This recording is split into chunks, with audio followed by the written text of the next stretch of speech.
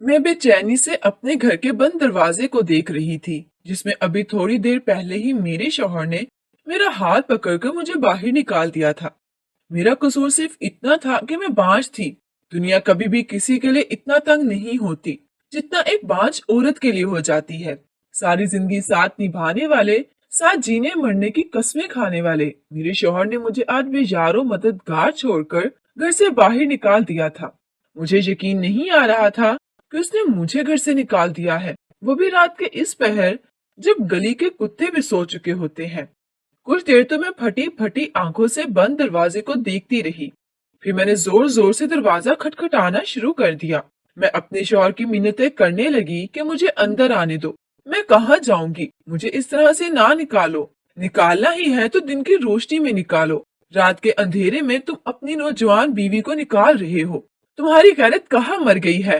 अब काफी देर बेबसी से दरवाजा खटखटाने के बाद जब मेरी उम्मीद खत्म हो गई तो मैंने सुनसान गली को देखा और सोचने लगी कि अब मैं कहाँ जाऊंगी। मैं खामोशी से दुपट्टा सही तरीके से ओढ़कर गली से गुजरने लगी तो मुझे लग रहा था कि ये गली नहीं, एक पुल से रात है जिसे मैं तन्हा पार कर रही हूँ।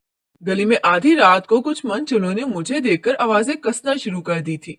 मेरे कदम जो आराम आराम से उठ रहे थे, एकदम से उनमें तेजी आ गई थी और मैं तेज तेज कदम उठाती हुई आगे की जानिब बढ़ने लगी।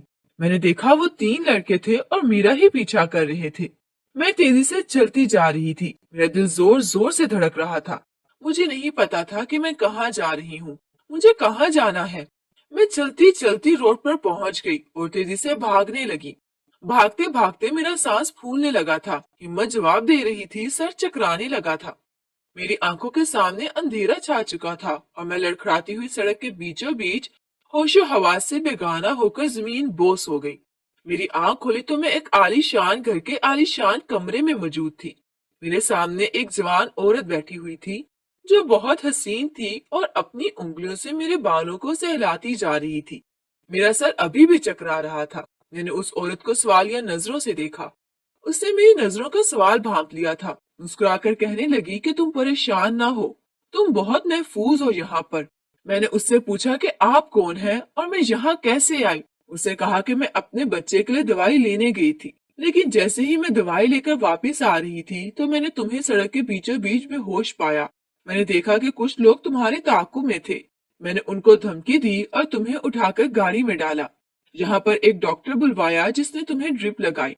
तुम्हारा बीपी लो हो चुका था। उसने मुझसे कहा कि जब तक मेरी तबीयत ठीक नहीं हो जाती तब तक मैं यही रहूं।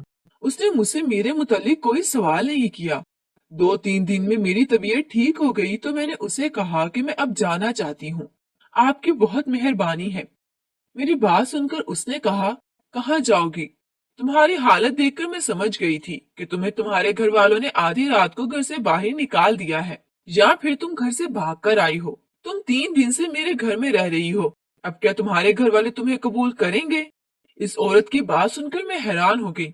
उसने कैसे मेरे दिल का हाल जान लिया था? मैंने रोना शुरू कर दिया और अपनी सारी रुदात उसे सुना दी।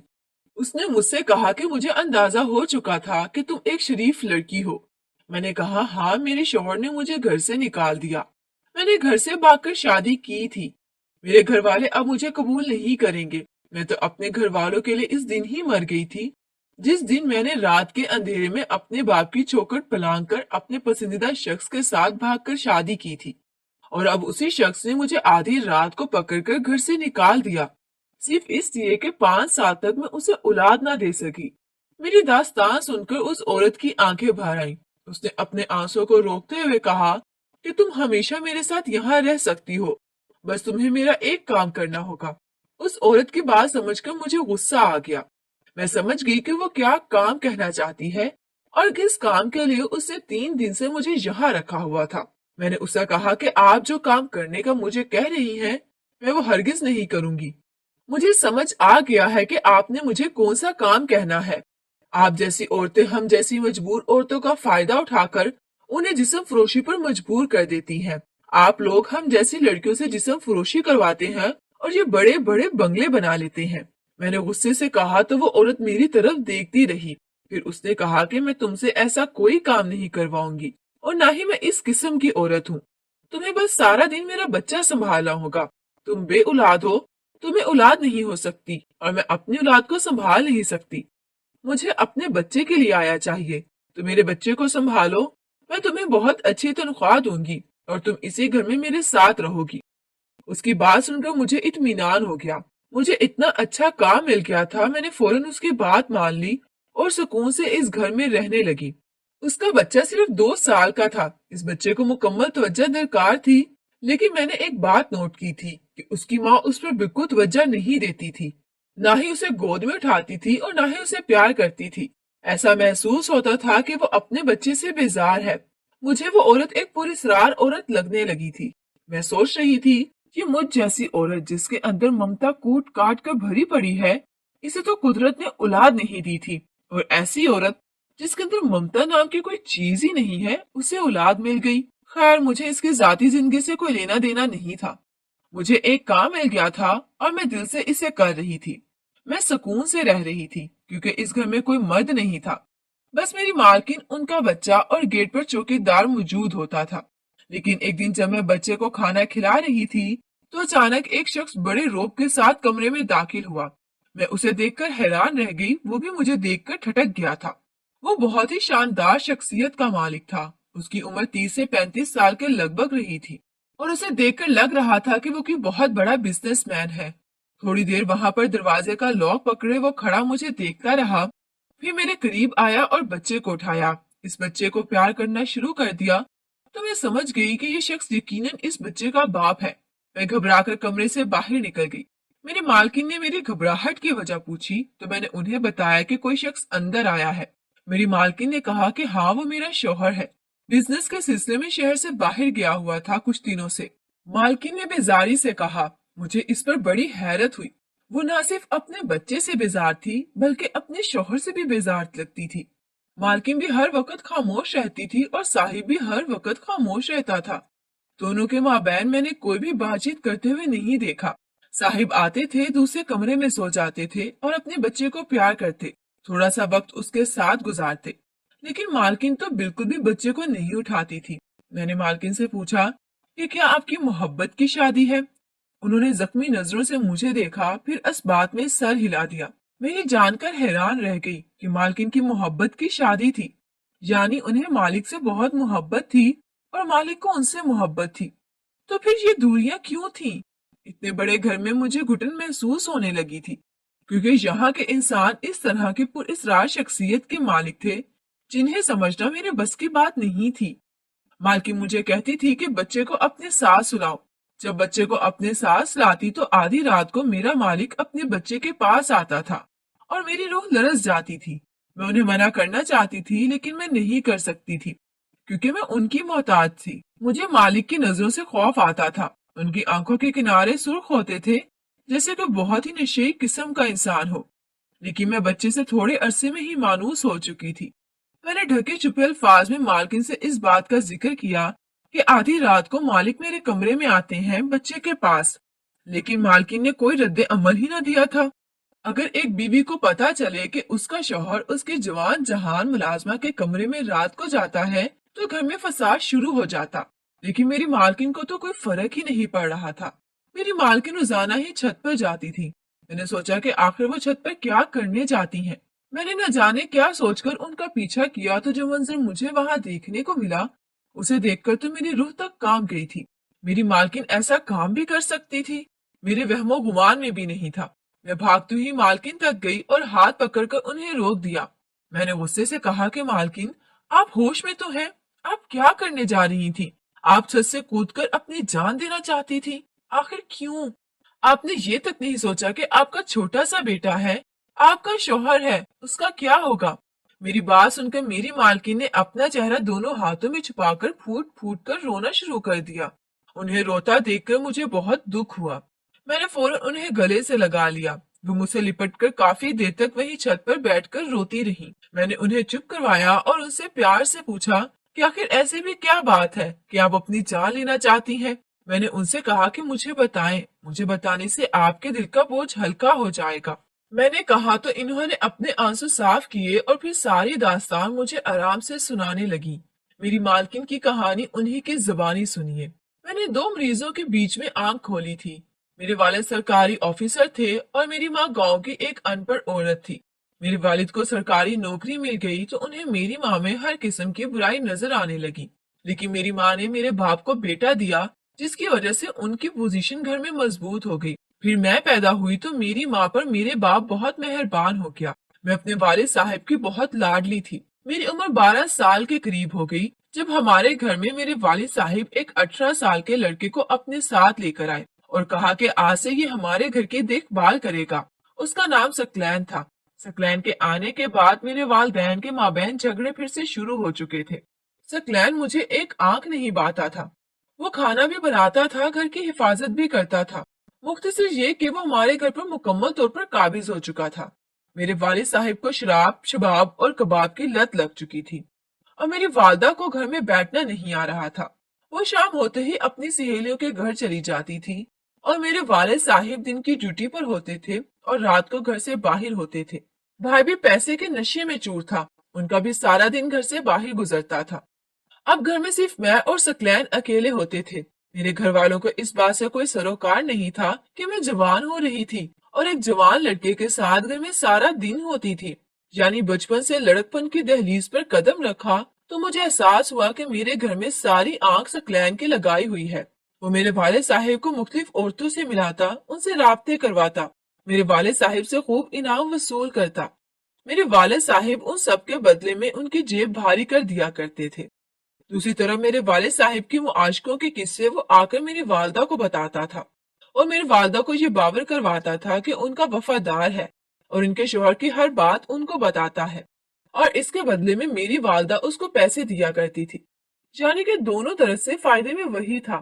میں 18 سال کی ہوئی تو بہت سمجھدار ہو چکی تھی۔ میں اپنے گھر میں سکلین کی لگائی ہوئی آگ کو بجھانا چاہتی تھی۔ اس سے ایک دن موقع پا کر کچن میں گئی، جہاں پر سکلین سبزیاں کاٹنے میں مصروف تھا۔ گھر میں اس وقت کوئی نہیں تھا۔ سکلین حسب معمول رات کے کھانے کی تیاری کر رہا تھا۔ میں اس کے سامنے جا کر کھڑی ہو گئی اور اس نے ایک نظر مجھے دیکھا اور مجھ سے کہا کہ یہاں سے چلی جاؤ۔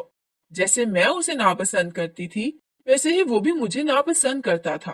میں نے اس کی آنکھوں میں آنکھیں ڈال کر دیکھا، اسے کہا کہ میرے گھر میں آگ مت لگاؤ ورنہ میں تمہاری زندگی میں آگ لگا دوں گی۔ میری بات سن کر اس نے حیرت سے میری طرف دیکھا اور کہا کہ کیا مطلب ہے اس بات کا؟ میں نے اسے کہا کہ تمہیں اچھی طرح سے پتا ہے کہ میری بات کا کیا مطلب ہے۔ تم جو کھیل میرے والدین کے ساتھ اتنے سالوں سے کھیلتے آ رہے ہو، تمہیں لگتا ہے کہ کسی کو پتا نہیں چلے گا، لیکن مجھے پتا چل گیا ہے۔ اس نے کہا کہ ایسا بھی کیا راز میں پتا چل گیا؟ اس کی بات سن کر میرے چہرے پر طنزیہ مسکراہٹ آ گئی اور میں نے کہا کہ تم اچھی طرح سے جانتے ہو کہ میں کیا بات کر رہی ہوں۔ میں تمہیں آخری وارننگ دے رہی ہوں کہ میرے گھر میں آگ مت لگاؤ۔ میری بات سن کر اس نے مجھے غور سے دیکھا اور پھر کہا کہ تم بڑی ہو گئی ہو، بہتر یہی ہوگا مجھ سے فاصلہ رکھو، اپنے کام سے کام رکھو اور مجھے اپنا کام کرنے دو۔ آئندہ تم مجھے کچن میں نظر نہ آؤ۔ تم نے میرے کام میں خلل ڈال دیا ہے، مجھے کھانا جلدی بنانا ہے، چلی جاؤ یہاں سے۔ سکلین مجھ سے بچپن سے ہی اسی انداز میں بات کرتا تھا، کیونکہ جب وہ اس گھر میں آیا تھا تو میں بچی تھی اور وہ آج بھی مجھے بچی سمجھ رہا تھا، لیکن آج اسے اندازہ ہو گیا تھا کہ میں بچی نہیں رہی۔ میں نے اسے کہا کہ یہ میرا گھر ہے، میں جہاں چاہے جس وقت چاہے جا سکتی ہوں۔ تم نوکر ہو تو نوکر بن کے رہو، مالک بننے کی ضرورت نہیں ہے۔ میری بات سن کر اس نے مجھ پر غصہ کیا اور غیر ارادی طور پر اس کا ہاتھ بلند ہوا تھا۔ پھر اچانک سے اس نے اپنے آپ پر قابو کیا تو میں نے اس کے ہاتھ کو دیکھا اور کہا تم مجھ پر تھپڑ مارنے والے تھے، مارو مجھے تھپڑ، کیوں رک گئے ہو؟ میں نے اس کا ہاتھ پکڑ کر اسے تیش دلانا چاہا۔ مجھے یقین تھا کہ وہ مجھے تھپڑ نہیں مار سکتا، لیکن اچانک سے اس نے ایک زوردار تمانچہ میرے گال پر رسید کیا تو میرے سر پر آسمان گر گیا۔ میں نے حیرت سے اس کی طرف دیکھا اور اسے کہا کہ تم نے مجھے تھپڑ مارا ہے، تمہاری اوقات کیا ہے، حیثیت کیا ہے تمہاری جو تم میرے گھر میں مالک بن بیٹھے ہو؟ مجھے اس پر شدید غصہ آ رہا تھا کہ اچانک میری نظر کٹنگ بورڈ کی طرف چلی گئی، جہاں پر سکلین نے مضبوطی سے چھری کو پکڑ رکھا تھا اور اس کی ہتھیلی زخمی ہو چکی تھی اور اس کے ہاتھ سے خون رس رہا تھا۔ مطلب یہ کہ جس ہاتھ سے اس نے مجھے تھپڑ مارا تھا اسے اپنا وہی ہاتھ زخمی کر لیا۔ مجھے اس کو دیکھ کر گھبراہٹ ہوئی۔ کوئی شخص ایسا کیسے ہو سکتا ہے کہ خود کو اتنا بڑا نقصان پہنچائے؟ نہ جانے کیوں اس وقت سکلین سے مجھے بے حد خوف محسوس ہونے لگا और मैं फौरन वहां से भाग गई। मैं अपने कमरे में आ गई। मेरा दिल जोर जोर से धड़क रहा था। ये मंजर मेरे लिए बहुत ही अजीब था। उसने मुझे थप्पड़ मारा। मुझे इस बात पर इतनी हैरत नहीं थी जितनी इस बात पर हैरत हो रही थी कि जिस हाथ से उसने मुझे थप्पड़ मारा उसने वही हाथ जख्मी कर लिया। उसके बाद मैं सारी रात सो न सकी। बस वही एक लम्हा था जब मेरे जज्बात सकलैन के लिए और सकलैन के जज्बात में मेरे लिए मुकम्मल तौर पर तब्दील हो चुके थे। मैंने सारी रात सकलैन के मुतालिक सोचते हुए गुजार दी। कितनी अजीब बात है ना, जिस इंसान से हम सबसे ज्यादा नफरत करते हैं कुदरत हमें उसी से मोहब्बत करने पर मजबूर कर देती है। लेकिन मुझे नहीं पता था कि ये मोहब्बत मेरे गले का तोक बनने वाली है। अगली सुबह जब मैं कॉलेज के लिए निकल रही थी तो मैंने देखा कि सकलैन के हाथ में पट्टी बंधी हुई है। उसने मुझे देखकर नजरें झुका ली। मैंने उसके हाथ को देखा, फिर उसे कहा, इंसान को ऐसा काम नहीं करना चाहिए जिसके बाद पछताना पड़े। उसने एक नजर मेरी तरफ देखा तो मुझे लगा कि उसकी एक नजर मेरे वजूद में तीर की मानंद पेवस्त हो गई है। मैंने उसके ख्याल को झपटने की बहुत कोशिश की, लेकिन मैं क्या करती, वो तो सारा दिन मेरे साथ एक घर में रहता था। ये वो शख्स था जिसकी वजह से मेरा घर खराब हो चुका था। और अजीब बात ये थी कि इसी शख्स के मुतालिक मैं इतना कुछ सोच रही थी। मैं 18 साल की थी और वो 24 साल का था, और वो बहुत ही खूबरू नौजवान था। बस मुझे कुछ ही दिन लगे, मैं उसकी मोहब्बत में मुब्तला हो गई। चंद दिनों में ही उस शख्स की इतनी दीवानगी हो चुकी थी कि जिसका कोई हिसाब नहीं था।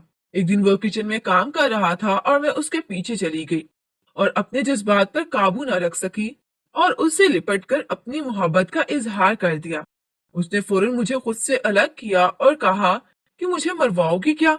तुम्हारे बाप ने अगर ये मंजर देख लिया तो मुझे जान से मारने में एक लम्हा नहीं लगाएगा।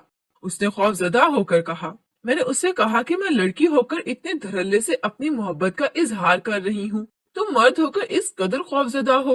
तो उसने कहा कि तुम्हें क्या लगता है कि मर्द मजबूर नहीं होता? मैं जैसा भी हूँ तुम्हारे बाप का नौकर हूँ और ये बात मैं नहीं भूल सकता। मैंने उसे कहा कि क्या तुम्हें मुझसे मोहब्बत नहीं है? उसने नजरें चुरा ली। उसने मुझसे कहा कि मेरे सामने मत आओ, तुम्हें देखकर मेरे जज्बात बहकने लगते हैं। अगर मेरे मालिक को पता चल गया तो इस नौकरी से भी जाऊंगा और जान से भी। मैंने उसे कहा कि मुझे नहीं पता, मैं तुम्हारे मुंह से मोहब्बत का इजहार सुनना चाहती हूँ। मेरे बहुत इसरार पर उसने मुझसे मोहब्बत का इजहार कर दिया और बस यही लम्हा था जो पीछे से मेरे वालिद साहिब आ गए और उन्हें सारा मंजर देख लिया। मेरे वालिद साहिब ने सकलैन को इस कदर मारा कि उसकी हालत खराब हो गई। मेरी माँ, मेरे भाई जमा हो गए। मेरे भाई ने भी सारा माजरा समझते हुए सकलैन को मारना शुरू कर दिया। वो लहू लहान हो चुका था। मैं उसके ऊपर गिरकर उसे बचाने की कोशिश कर रही थी।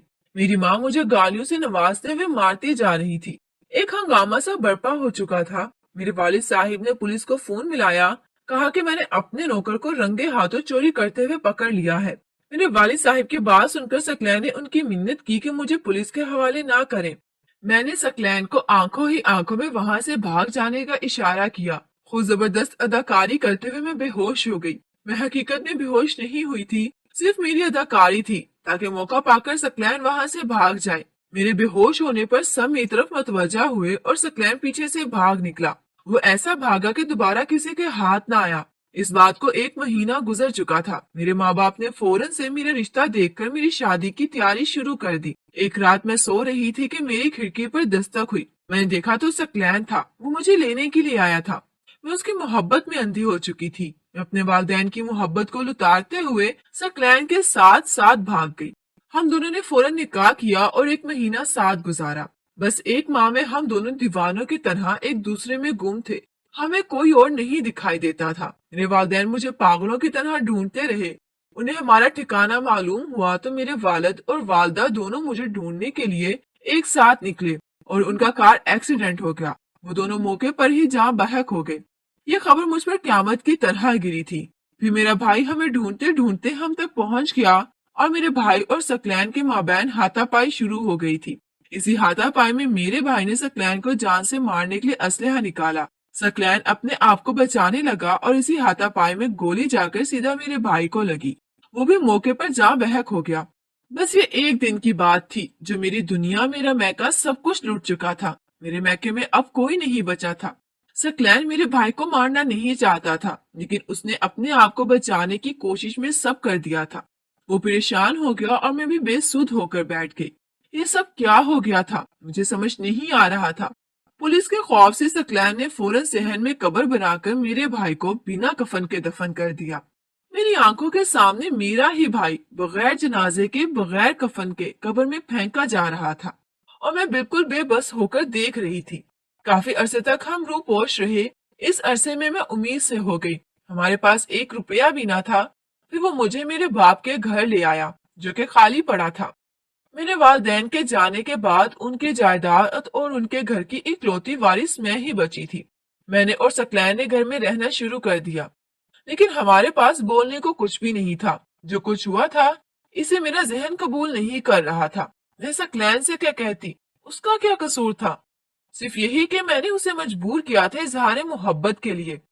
وہ تو مجھے اس وقت جانے کا کہہ رہا تھا، لیکن میری ضد نے اسے اظہار محبت پر مجبور کیا، اور پھر ہم اس حالت تک پہنچ گئے۔ میرے والد صاحب کا کاروبار ثقلین نے سنبھالا، اور اس نے دن دگنی رات چگنی ترقی کر لی۔ 3 سال سے میں اس گھر میں زندہ لاش کی مانند رہ رہی ہوں۔ روزانہ اپنے آپ کو ختم کرنے کی ہمت کرتی ہوں، لیکن مجھ سے نہیں ہو پاتا۔ آج بڑی مشکل سے میں نے ہمت کی تو تم نے مجھے روک لیا۔ مجھے نہ اپنے بچے سے کوئی لگاؤ ہے، نہ اپنے شوہر سے۔ یہ وہ شخص تھا جس کی محبت میں اندھی ہو کر میں نے اپنا سب کچھ گوا دیا، اور آج یہی شخص میری نظروں کے سامنے ہے اور مجھے اچھا نہیں لگتا۔ وہ کہتا ہے میں تمہارے والدین کو مارنا نہیں چاہتا تھا، ان کی موت یہیں پر لکھی ہوئی تھی۔ وہ کہتا ہے میں تمہارے بھائی کو مارنا نہیں چاہتا تھا، لیکن وہ مجھے مارنے کے لیے آیا تھا۔ میں تو صرف اپنے آپ کو بچانے کی کوشش کی تھی۔ وہ مجھے کہتا ہے کہ میں نے تم سے کہا تھا کہ میرے سامنے سے چلی جاؤ، کیونکہ مجھے پتا تھا کچھ غلط ہو جائے گا۔ مختصر یہ کہ ہر بات کا الزام مجھ پر ٹھہراتا ہے، اور وہ صحیح کہتا ہے۔ مالکن نے اپنی کہانی سنا دی۔ میں ان کی کہانی سن کر بہت ہی افسردہ ہو گئی تھی۔ مجھ جیسی اور میری مالکن جیسی لڑکیاں جب ہم اپنے ماں باپ کی چوکھٹ کو آدھی رات میں جس شخص کے آسرے پر پھیلا کر جاتی ہیں، وہی شخص ہمیں ہر بات کا الزام دے کر خود ہر الزام سے بری الذمہ ہو جاتا ہے۔ ہم جیسی لڑکیاں جو محبت کرنے والے والدین کو چھوڑ کر ایک انجان شخص کا ہاتھ تھام کر آدھی رات کو نکل پڑتی ہیں، وہ کبھی خوش نہیں رہ سکتی۔ مجھے اولاد نہیں ہوئی، میرے شوہر نے مجھے گھر سے نکال دیا۔ میری مالکن کو اولاد تھی، لیکن ان کو اپنی اولاد سے محبت نہیں تھی۔ میں گھر سے در بدر ہو گئی تھی، لیکن میری مالکن تو گھر کے اندر تھی، اپنے شوہر اپنے بچے کے ساتھ تھی، لیکن بے سکون تھی۔ رات کے اندھیرے میں ہم دونوں چھت پر بیٹھی اپنے اپنے دکھڑے رونے لگی تھی۔ کاش ہم اپنے والدین کا گھر نہ چھوڑتی، کاش ہم ان کی فرما بردار بیٹیاں ہوتی۔ وہ ہمارے لیے جس شخص کا انتخاب کرتے، یقیناً وہ اچھا ہی ہوتا۔ محبت کرنا گناہ نہیں ہے، لیکن والدین کا دل دکھانا بہت بڑا گناہ ہے۔ میں نے اپنی پوری زندگی میں کبھی بھی ایسی لڑکیوں کو خوشگوار زندگی گزارتے ہوئے نہیں دیکھا جس نے اپنے والدین کا دل دکھا کر کسی اور سے شادی کی ہو۔